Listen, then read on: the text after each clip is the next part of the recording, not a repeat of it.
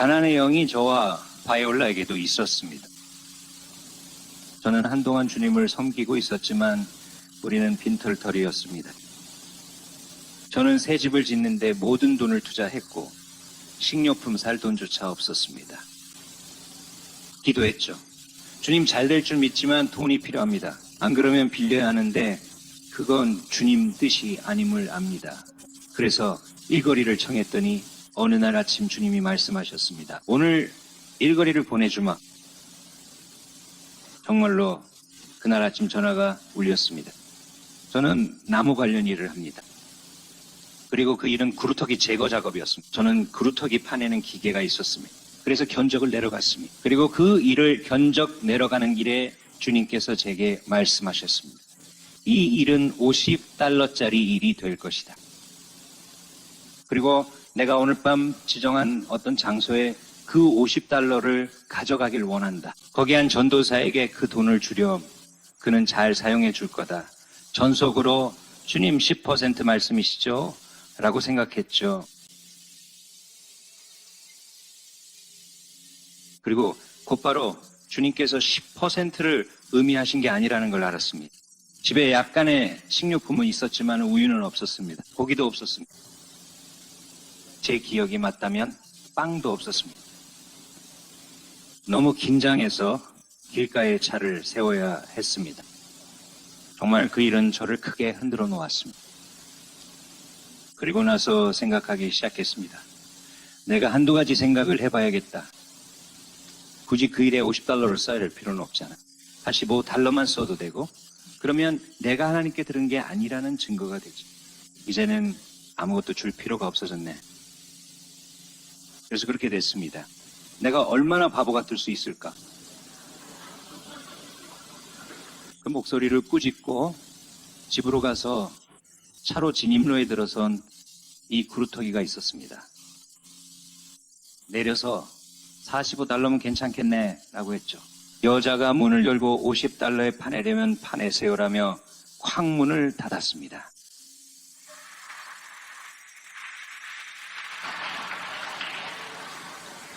나는 크게 침을 삼키고 트럭에 올라탔습니다.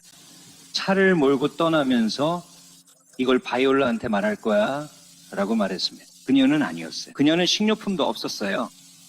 하지만 나는 당신의 말을 들었어요. 나는 당신의 말을 들었어요. 그래서 나는 그루터기 파내는 기계를 가지러 갔습니다. 겁쟁이처럼 그걸 트럭에 싣고 시동을 걸어 준비를 마쳤죠. 그리고는 바이올라에게 물었습니다.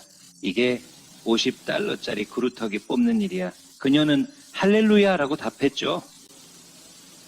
그리고 나에게 그 돈을 가져가라고 했어요. $50 전부를 이곳에 가져가서 오늘 밤 복음전도사에게 주고 내가 금방 돌아올 테니 잠깐 후에 보자고 했어요. 잘 가요. 그래서 나는 곧장 트럭으로 가서 그루터기를 파냈고 그 부인이 나에게 $50를 줬어요. 그리고 나는 집에 돌아왔습니다. 내가 돌아왔을 때 바이올라는 온통 웃고 있었어요. 그녀가 말했어요. 그게 바로 주님이야. 그게 바로 주님의 뜻이라는 거야. 그래서 그날 밤 우리는 $50를 들고 왔어요. 나는 그 남자가 있는 곳으로 가는 길이었어요. 도착할 즈음 주님이 말씀하셨죠. 차를 세워라. 할 말이 있다. 첫 부분은 순종했으니 이제 다음 할 일을 알려주마. 내가 그를 특정 장소에 있게 하겠다. 주님이 위치를 알려주셨고 처음 가본 곳이었죠. 주님은 돈을 쥐고 그에게 날 시험하느냐 전하라셨죠. 말라기서에 따라 그렇게 하라고 하셨어요. 너는 나를 시험하고 있는 거야. 내가 네 필요를 채워줄 수 있는지 증명해 보려고 하는 거지. 그래서 나는 그렇게 했고 그 남자는 바로 거기 있었어요. 내가 다가갔는데 그는 그것을 받으려고도 하지 않았어요. 나는 그에게 말했어요. 주님께서 나에게 당신에게 말하라고 하셨어요. 내가 주님을 시험하고 있다고. 나는 주님을 시험하고 있어요. 그리고 그는 그 돈 위에 기도했어요. 그에게 돈을 건넸고 그는 예배 내내 나와 비올라를 위해 기도해 줬어요. 그가 뭘 했는지 몰랐으나 우리에게서 가난의 영을 끊어냈죠. 그리고 우리는 집으로 돌아갔어요. 조금 배가 고팠지만 우리는 집으로 돌아갔어요. 집에 음식은 있었지만 우리가 좋아하는 음식은 아니었어요. 그래서 다음날 아침 아주 이른 시간에 전화가 울렸어요. 며칠 동안 땔감이 다 떨어져서 어디서 좋은 벽난로용 장작을 구할 수 있을지 고민하고 있었죠. 그리고 전화벨이 계속 울렸어요. 죽은 단풍나무가 있는 사람이었어. 그 사람은 그 나무를 그날 바로 치워주길 원했어. 그 나무는 집에서 몇 블록 떨어지지 않은 곳에 있었어요. 지난 봄에 내가 그 일에 입찰을 했었죠. 1년 전 내일이 가장 비쌀 때였는데 그때 정말 좋은 가격을 제시했었어요. 그녀가 말하길 당신이 제시한 가격에 그 나무를 치워도 돼요 라고 했어요. 그래서 저는 그 집에 가서 몇 시간 만에 나무를 베었고 약간의 땔감도 얻었죠. 집에 돌아와서 그 나무로도 좋은 값을 받았어요. 집에 돌아오니 또 다른 남자가 전화하고 있었어요. 그때부터 우리가 도움이 필요할 때마다 전화벨은 쉼없이 계속 울렸고 항상 변함없이 그랬어요. 나중에 주님께서 저에게 우리가 우리의 모든 재산을 드렸다고 말씀해 주셨어요. 그리고 우리가 그분과 언약을 맺었으며 그분이 주시는 대로 내가 순종하여 드리기만 하면 다시는 돈 걱정을 할 필요가 없을 거라고 하셨어요. 그때 이후로 발과전은 어떤 방식으로든 돈이 부족하다고 느껴본 적이 없어요. 필요할 때마다 필요한 만큼 항상 돈이 준비되어 있었어요. 하나님께서는 제 상상 속에 큰 기쁨을 누릴 만큼은 아니지만 제가 필요한 만큼은 항상 주셨어요. 문제에 휘말리지 마세요. 그리고 그때 이후로 저는 항상 신실하게 지켜왔어요. 그리고 하나님께서 저에게 드리라고 하실 때 그분의 부분에 있어서도 신실하게 하려고 합니다. 제가 9살 정도 되었을 무렵의 일이었는데요. 제 기억이 완벽하게 정확하지는 않을 수도 있겠지만 제가 들려드리는 이 이야기는 분명한 사실입니다. 제가 9살이었을 때였어요. 저는 아칸소의 흙길을 걷고 있었고 그때 위대한 천사가 나타났어요. 저는 그곳에서 두산사에 살았는데 그 천사는 남쪽에서 왔고 흰말을 타고 있었습니다. 그리고 참고로 그때까지 저는 찬양을 한 번도 본 적이 없었습니다. 그때는 전등도 본 적이 없었어요. 그 흰 말은 정말 아름다웠어요. 그 천사가 다가와서 저에게서 조금 떨어진 길 한가운데에 내렸어요. 그가 저를 향해 나팔을 불었고 저는 그만 완전히 몸이 굳어버렸습니다. 저는 그 노래를 들은 적이 있었어요. 대천사가 나팔을 불면 시간이 더 이상 없고 우리 모두 불에 타버릴 거라는 노래였죠. 그래서 저는 주님께서 저를 불에 태워버리시겠다는 뜻이라고 생각했습니다. 그 당시 일부 교단들 사이에서 떠돌던 교리 중 하나였어요. 그리고 그건 교회에서 들었던 이야기였습니다. 지금은 왜 그 천사가 저에게 왔는지 알 것 같아요. 그때는 정말 놀랐죠. 보시다시피 저는 요한 바오로나 다른 사람들처럼 태중에서부터 부름받은 것이 아니었습니다. 저는 그때 성령에 의해 부름을 받았습니다. 왜 그런지는 전혀 알지 못했습니다. 왜 그 부르심이 저에게 임했는지 이제는 압니다. 그분이 그렇게 선택하셨기 때문이죠. 하지만 수년 후 하나님께서는 저에게 제가 흑인 남성의 삶을 걸었지만 위대한 남성들의 계보에서 처음으로 걸으신 분은 주님이셨다는 것을 보여주셨습니다. 그리고 주님께서 시간을 거닐고 계셨고 시간 속에 발자국을 남기고 계셨습니다. 그리고 주님 바로 뒤에는 모세, 엘리야, 엘리사와 같은 예언자들 그리고 모든 위대한 예언자들이 따라왔습니다. 그들은 모두 주님의 발자취를 따라 걸었습니다.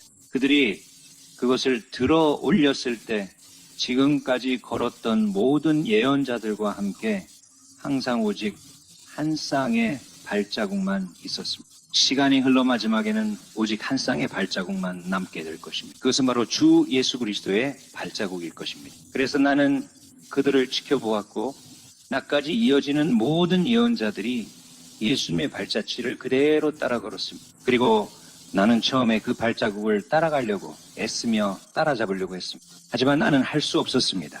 왜냐하면 그 예언자들은 거대한 강과 큰 가지들을 단숨에 건너뛰었기 때문입니다.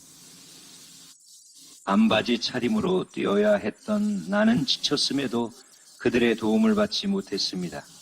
그들은 뒤돌아 나를 보며 기다려주기만 하고 다시 걸었습니다. 뛰어야 했던 나는 지치고 불안했습니다. 그들이 건너뛴 강과 뱀, 구덩이 같은 것들을 넘으려 했으며 말이죠. 뒤를 돌아보니 젊은이들이 저만큼이나 힘들어 보였습니다. 제 바로 뒤에서 비틀거리며 따라오느라 다들 기진맥진한 상태였죠. 다시 그들 뒤를 바라보자 거기엔 두 쌍의 발자국만 남아 있었습니다. 내 세대, 다음 세대에는 더 이상 예언자가 없을 것입니다. 앞으로는 더 이상 예언자가 없을 것입니다. 그들은 사라져가는 세대입니다. 내 뒤에 올 기름 부음 받은 자들만이 남게 될 것입니다. 그 뒤엔 그들도 필요 없어질 겁니다. 그리고 주님께서 내게 보여주신 것은 내가 계속해서 따라잡으려고 애쓰는 것이었습니다. 그리고 마지막에 오자 환상이 바뀌었습니다. 그리고 나는 주님을 보았고 그분은 큰 걸음으로 걸으시고 계셨습니다. 그리고 그분을 따르는 모든 예언자들이 그분의 발자국에 맞춰 그대로 걸음을 옮기는 것을 보았습니다. 그리고 그 다음이 바로 저였고 제 발도 정확히 그들의 발자국에 맞춰 닿고 있었습니다. 저는 미소를 짓기 시작했고 주님을 찬양하기 시작했습니다. 그리고 말했습니다. 주님, 드디어 제가 해냈습니다. 드디어 제가 해냈어요. 그리고 예언자들, 예수님 예언자의 발자취를 따르는 것이 너무나도 쉬웠습니다. 그리고 내 발자국을 따라오는 젊은이들이 있는지 주위를 둘러보았습니다. 그들도 미소를 짓고 있었는데 그들 역시 제대로 따라오고 있었기 때문에. 그리고 그 뒤에는 오직 한 줄의 발자국만이 있었습니다. 내가 9살 때 기름 부음을 받았던 이유는 내가 따라갔던 발자국이 키가 큰 흑인 남성의 것이었기 때문입니다. 나는 그분을 정확히 알고 있습니다. 주님께서 그분을 내게 아주 분명하게 보여주셨습니다. 그 당시 그 흑인 남성은 최근에 스와질란드에서 온 젊은 흑인 목사님이 집에 방문했습니다. 그의 아버지는 그곳의 왕입니다. 그는 젊은 왕자입니다. 하지만 그의 할아버지는 위대한 예언자였고 지금의 스와질란드, 당신들이 짐바브웨라고 부르는 곳에 많은 교회를 세우셨습니다. 그리고 그의 할아버지는 주님과 가까웠음에도 불구하고 간음에 빠져 덫에 걸렸습니다. 그리고 예언자가 스스로 간음이나 돈 혹은 영광에 굶주려 덫에 걸리게 되면 그는 더 이상 아무런 보호도 받지 못하게 됩니다. 둘째 하늘의 영역에서는 그때 마귀들이 당신에게 접근할 수 있게 되고 곧 당신을 죽이게 됩니다. 그들이 그에게 한 일이 바로 그것입니다. 그를 죽였습니다. 하지만 그를 죽였을 때 그에게 이어져 내려오던 영적 권위 망토는 그를 떠났습니다. 그리고 그것은 그 모든 흑인 사람들을 떠나버렸습니다. 그리고 이 젊은이의 아버지는 지금 그곳에서 위대한 복음 전도자입니다. 하지만 그는 예언자의 영적 권위를 전혀 가지고 있지 않습니다. 하지만 그 젊은이는 가지고 있습니다. 그 죄로 인해 그 예언자의 영적 권위가 한 세대를 건너뛰게 됩니다. 그리고 그는 내가 다시 그에게 기름 부어 그를 돌려보낼 수 있도록 이곳에 보내졌습니다. 영적 권위를 회복하십시오. 하나님께 받은 것이 있다면 나눌 수 있습니다. 그래야 합니다. 그러면 여러분은 그것을 영원히 간직할 수 있습니다. 그래서 그게 제가 9살 때 기름 부음을 받았던 이유 중 하나입니다. 그래서 지금 여러분께 그 모든 역사를 다 말씀드립니다. 시간이 갈수록 제가 점점 더 많이 이해하게 되니까요. 그래서 성령께서 죄로 인해 그 영적 권위를 아프리카에서 가져가셨습니다. 그리고 그것을 흙길과 제가 생각할 수 있는 가장 가난한 소작농, 바로 우리에게 가져와 제게 입히셨습니다. 그것은 분명히 저와는 아무런 관련이 없었을 겁니다. 그것은 반드시 성령님이어야만 했습니다. 저는 그 경험에 대해 아무에게도 말하지 않기로 결심했습니다. 미친 사람처럼 보이고 싶지 않았기 때문입니다. 그래서 저는 그저 조용히 있었습니다. 제가 13살이었을 때 저는 아칸소의 카본 바텀스라는 곳에서 하루 종일 목화를 따는 일을 했습니다. 사탕수수밭 옆을 걷고 있을 때였습니다. 어떤 목소리가 제 전체 이름을 부르며 저에게 말을 걸었죠. 저는 즉시 그 목소리가 누구인지 알 수 있었습니다. 그것이 하나님이시거나 아니면 하늘에서 내려온 그 천사라는 것을 바로 알았습니다. 제가 9살이었을지도 모르지만 제 안에는 그 천사를 알아보는 무언가가 있었습니다. 저는 그가 가브리엘이라는 것을 알았습니다. 그리고 그 목소리를 들었을 때 저는 다시 한번 마비된 듯한 느낌을 받았습니다. 왜냐하면 그가 또다시 저를 죽으라고 부르는 줄 알았기 때문입니다. 그리고 그는 13살이었고 그저 제 이름만 불렀습니다. 마치 여러분 중 많은 이들의 이름을 여러 번 불렀던 것처럼요. 알다시피 아버지는 때때로 그냥 여러분의 이름을 부르기도 합니다. 여러분을 사랑하기 때문이죠. 그것도 저를 공포에 떨게 했습니다. 제가 15살이었을 때 또 다른 경험을 했습니다. 저는 왕좌의 방을 보았고 그곳에 있던 힘은 너무나도 경이로워서 저는 그 기억을 잊으려고 정말 최선을 다했습니다. 그리고 그 일 이후로 오랫동안 영적인 경험은 없었습니다. 왜냐하면 그런 일들이 저를 너무나도 두렵게 만들었기 때문입니다. 그리고 그 어떤 사람도 저에게 그런 일들을 설명해 줄 수 없었기 때문에 저는 죄가 더 낫다고 생각했습니다. 그래서 저는 죄의 길로 들어섰습니다. 쾌락을 쫓아다녔습니다. 저는 도둑질을 했습니다. 저는 훌륭한 도둑이 되었습니다. 저는 한 번도 잡힌 적이 없었습니다. 저는 쾌락을 위해 도둑질을 했습니다. 그리고 저는 계속 그렇게 지냈고 한국전쟁이 발발했을 때 저는 해병대 예비군에 있었습니다. 저는 현역으로 소집되었습니다. 저는 해병대에 입대했습니다. 그리고 그곳에서 그들은 저에게 싸우는 법을 가르쳐 주었습니다. 저는 그게 꽤 재미있었습니다. 저는 술 마시고 싸우는 것도 즐겼습니다. 그래서 그곳에서 정말 신나게 지냈습니다. 저는 무지하지 않았습니다. 그곳에서 제게 종합점수를 줬는데 아마 200점 만점이었던 것 같습니다. 제 종합점수는 139점이었고 그건 정말 똑똑한 편이었습니다. 저는 해병대에서 계급을 올리는데 전혀 문제가 없었습니다. 그들은 제가 한 일을 어느 정도 인정해 줬습니다. 그래서 해병대를 제대하고 나서도 저는 계속 그렇게 지냈습니다. 하지만 해병대에서처럼 그런 일들은 때때로 찾아왔습니다. 자동차 사고들.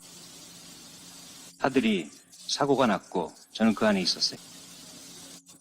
사고 후 차에서 나왔는데 옷이 찢겨 있었지만 멍이나 상처는 없었고 다른 사람들은 꽤 다쳤습니다. 가끔은 제 얼굴에 총을 겨누고 쐈지만 불발됐고 천장에 대고 쏘면 그제야 발사됐죠. 그런 일들은 도무지 이해가 가지 않았습니다. 하지만 주님께서 저를 지켜주셨고 저는 해병대를 나왔습니다. 저는 결혼을 했어요. 폴라와 저는 해병대에 있을 때 결혼했습니다. 우리는 해병대를 나왔고 저는 이 마을로 다시 돌아왔습니다. 저는 더 이상 도둑질을 하지 않았어요. 그리고 몫으로 일하기 시작했고 돈도 잘 벌었습니다. 그래서 집을 지었죠. 그리고 제게는 부자가 되어 제 술집을 차리고 원하는 만큼 술을 공짜로 마시는 것이 유일한 소원이었습니다. 하지만 주님께서는 그 일에 저를 번창하게 해주지 않으셨어요. 항상 돈이 조금씩 모자랐습니다. 결국 전부자가 되지 못했죠. 그 점을 하나님께 찬양해. 만약 그랬다면 저는 진작에 죽었을 겁니다. 그래도 주님께서 우리의 필요를 계속 채워주셨죠. 그리고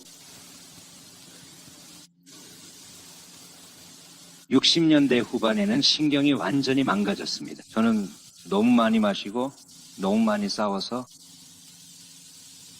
신경계 전체가 완전히 망가졌습니다. 정신적으로 붕괴가 왔고 너무 폭력적이고 위험해져서 더 이상 제 자신을 믿을 수가 없었습니다. 그래서 저는 스스로 재향군인 병원에 입원 신청을 했습니다. 그들은 저를 캔자스 주 토피카로 보냈는데 거기는 정말 힘든 환자들이 가는 곳이었습니다. 그들은 말했죠. 좋은 해병이었으나 신경이 다 망가졌네요. 우리와 함께라면 잘 오신 거예요. 약을 좀 처방해 드릴게요. 그리고 당신을 진정시켜 줄 겁니다. 또한 완전한 보안과 연금을 제공해 줄 거예요. 당신은 괜찮아질 겁니다. 이제 집에 묶여 있게 되는 거죠. 그리고 남은 평생 우리가 당신을 돌봐줄 겁니다. 그들이 하는 말이 바로 그런 식이었어요. 그러던 중에 다른 신념을 가진 또 다른 의사가 들어왔습니다.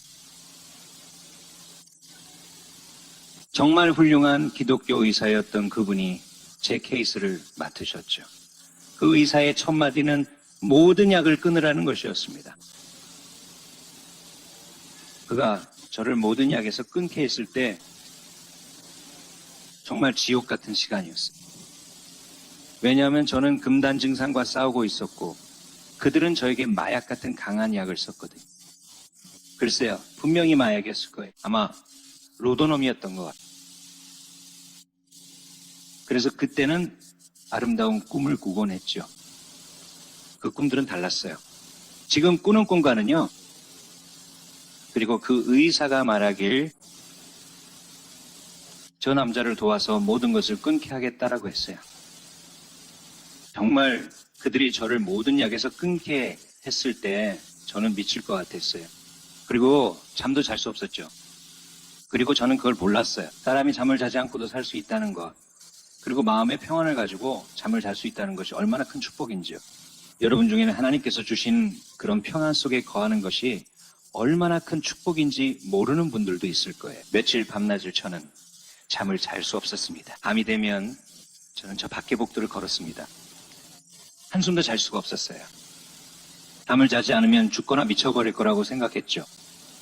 의사는 아니라고 잠을 자지 않아도 살 수 있다고 했어요. 실제로 많은 사람들이 그렇게 산다고 하더군요. 하지만 정말 이건 지옥 같았어요. 그래서 밤마다 복도를 걸으며 그저 날이 밝기만을 기다렸습니다. 그리고 저는 그곳에 7일, 8일쯤 있었는데 그동안 한숨도 자지 못했어요. 그리고 한 남자가 저에게 책을 보내줬어요. 여기서 알게 된 기독교인이었죠. 그 책 제목은 하나님의 정신의 약이었습니다. 23편 시편에 관한 책이었어요. 그래서 저는 23편 시편을 읽기 시작했습니다. 그리고 젊었을 때 하나님 안에서 경험했던 일들이 떠올랐어요. 그래서 저는 울부짖기 시작했죠. 주님 도와주세요. 너무 괴로워요. 죽을 것 같고 주님 도와주지 않으시면 지옥에 갈 것 같아요. 그래서 9번째 밤쯤 새벽 3시쯤에 거대한 악마가 찾아왔어요. 그리고 아시다시피 그렇게 오랫동안 잠을 못 자고 나면은 그런 것들이 보이는데 아무런 어려움도 없었죠. 그가 저에게 말을 걸었어요. 넌 평생 정말 많이 속았지라고요? 사람들이 정말 너를 이용해 먹었어. 정말 너를 형편없이 대했지. 넌 폭력적인 사람이고 재앙군인 병원에 입원돼 있잖아. 왜 그냥 타령해서 나가서 그 사람들 전부 죽이지 않지? 그리고 다시 여기 돌아와서 평생 입원해 있으면 되잖아. 그렇게 해도 아무 일도 일어나지 않을 거야. 그가 그런 식으로 내게 말하기 시작했을 때, 와, 이걸 내 안에서 반드시 내보내야겠다고 생각했어요. 그래서 저는 무릎을 꿇고 제게 잘못한 모든 사람을 용서하기 시작했어요. 그리고 제 인생에서 저를 상처 준 모든 사람, 여성까지 포함해서 한 명씩 용서해 나가고 있었어요. 알다시피 그 안에는 정말 많은 여성이 있었죠. 그리고 제 삶에 욕정이 들어온 건 여성을 사랑해서가 아니라 미워했기 때문이라는 걸 알게 됐어요. 모두들 제가 항상 여자를 쫓아다니니까 저를 바람둥이라고 생각했지만 사실 그렇지 않았어요. 저는 여성을 미워하는 사람이었고 욕정은 여성을 미워하는 것이며 사람들이 바람둥이라고 부르는 이들은 사실 그렇지 않아요.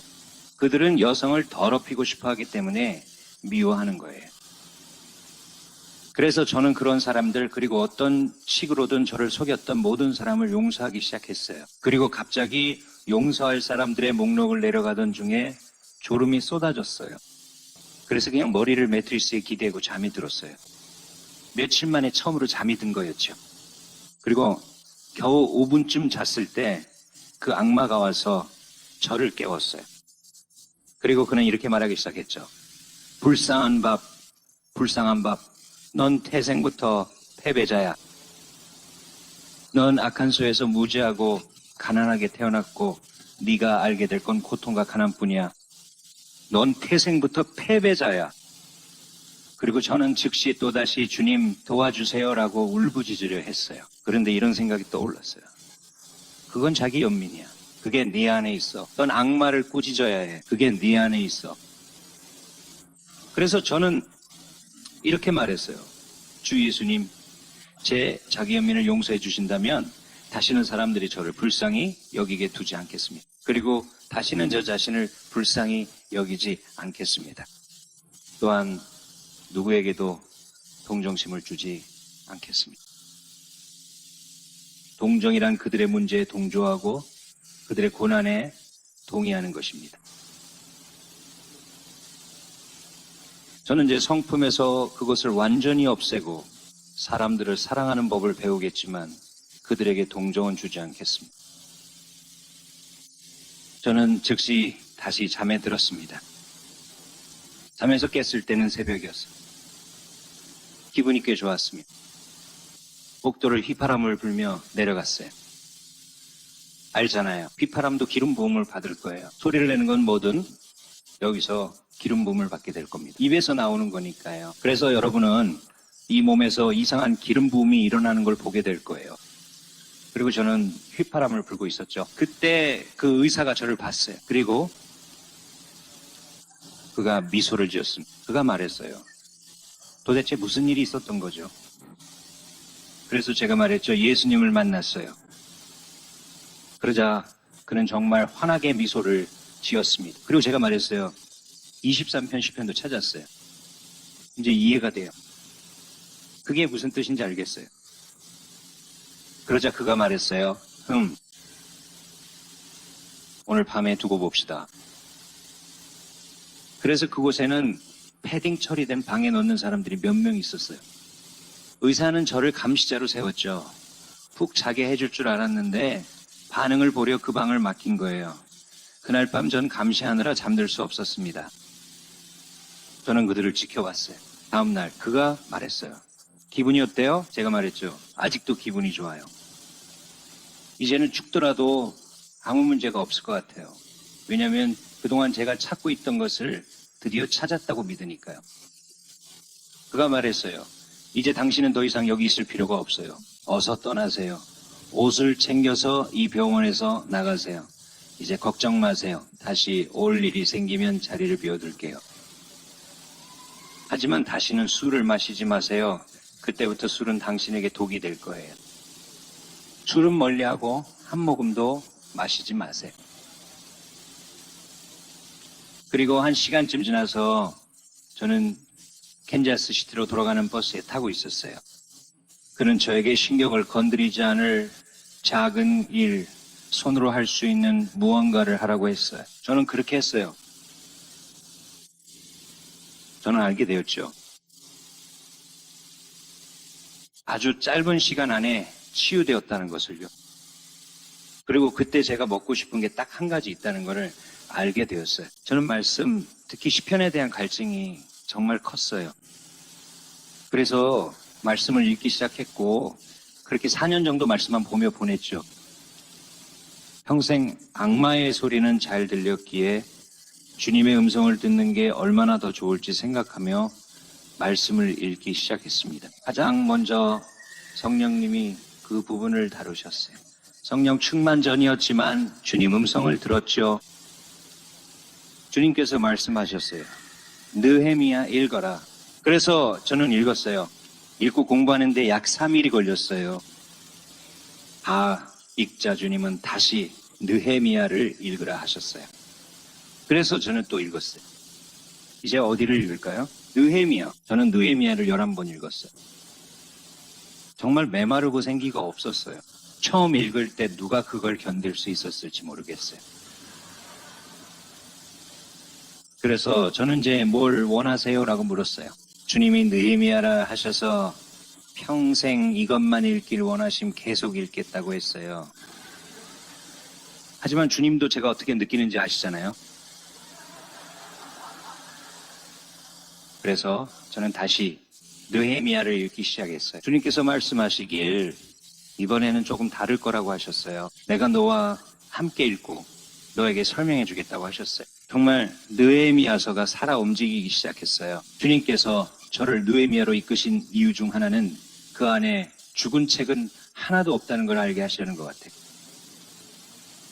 모든 책이 중요하고 그 안에 모든 글자 하나하나가 다 중요하다는. 그리고 정말 느헤미야서가 전에 한 번도 경험하지 못했던 방식으로 살아 움직이기 시작했어요. 그래서 저는 생각했죠. 우리 가족은 침례 교회에 있었고 침례 교회에 다녔어요. 그래서 저도 침례 교회에 들어갔어요. 말씀을 읽으면서 정말 점점 이해가 되기 시작했어요. 그리고 이 동네 여러 침례 교회를 다니면서 구원을 받으려고 했어요. 그리고 항상 남자들에게 일어나라고 하면 저는 늘 일어섰어요. 그들은 저를 구원받게 할 수가 없었어요. 왜냐하면 저는 이렇게 말했거든요. 내가 구원받지 않았다는 건 모르겠어요. 그냥 내가 구원받았는지 모르겠어요. 주님을 사랑하는 건 알지만 제 인생에서 많은 일을 저질렀거든요. 그리고 여기 나와서 당신이 잘못됐다고 말할 필요도 없어요. 왜냐하면 아마 지금은 당신보다 성경을 더 많이 공부했을 테니까요. 4년 동안 저는 구약과 신약을 계속해서 읽었어요. 성경을 처음부터 끝까지 읽었죠. 그런데 그 안에 있는 몇몇 내용들은 도저히 이해가 가지 않았어요. 그러다 제가 요한복음을 읽고 있었죠. 추운 겨울날 요한복음 5장 24절을 읽었어요. 진실로 진실로 너희에게 이르노니 내 말을 듣고 또 나 보내신 이를 믿는 자는 심판에 이르지 아니하고 사망에서 생명으로 옮겼느니라. 그리고 저는 그냥 멈췄어요. 머릿속에 불이 켜진 것처럼 깨달음이 왔고 저는 물었죠. condemnation, 정죄가 무슨 뜻이지? 그분이 말씀하셨어요. 심판이라고.